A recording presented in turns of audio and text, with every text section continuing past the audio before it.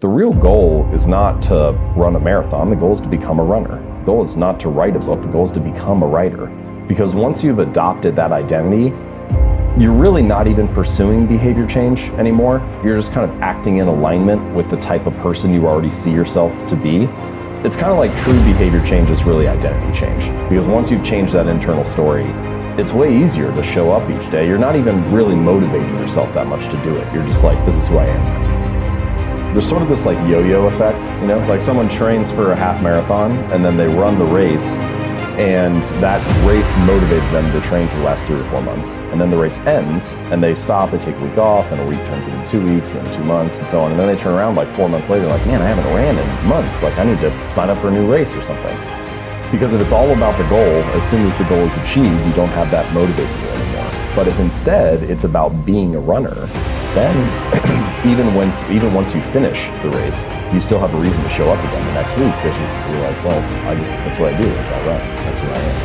And so I think that's a more, in pretty much any domain, true long-term thinking is really goalless thinking.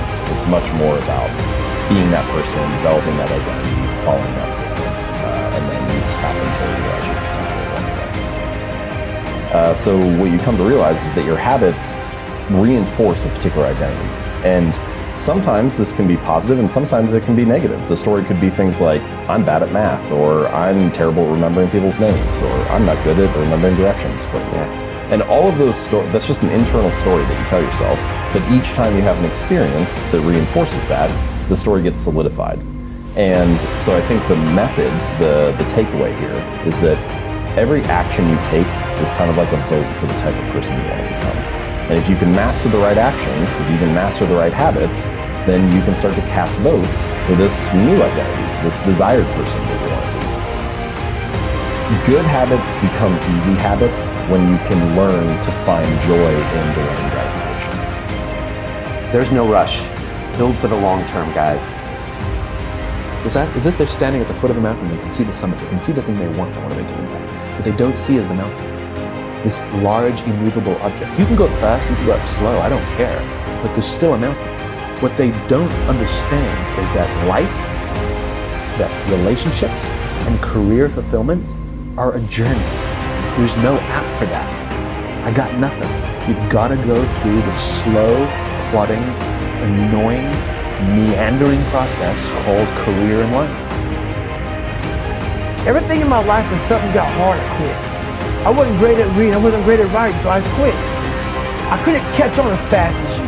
I had to work harder than you, so I quit. Like, man, if I could just go that distance, that extra mile, to just go, just to finish. I want to feel victory, and victory for me wasn't winning, it was just finishing.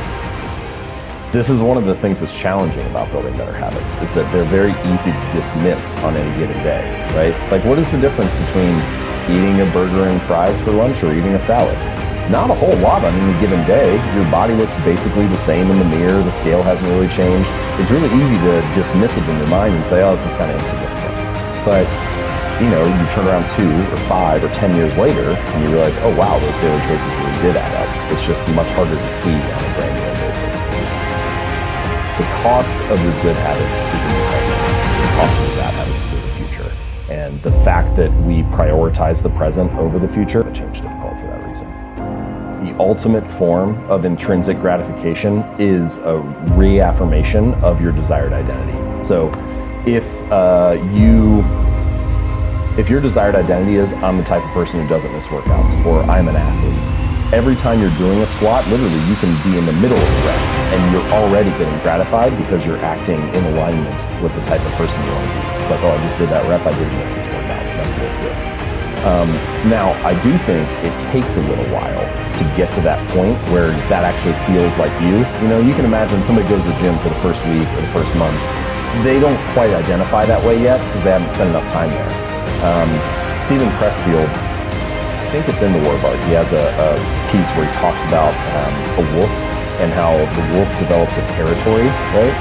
But the only way that it develops a territory is by being there, by walking around the terrain every day. And then it starts to feel like, this is mine, this is my home.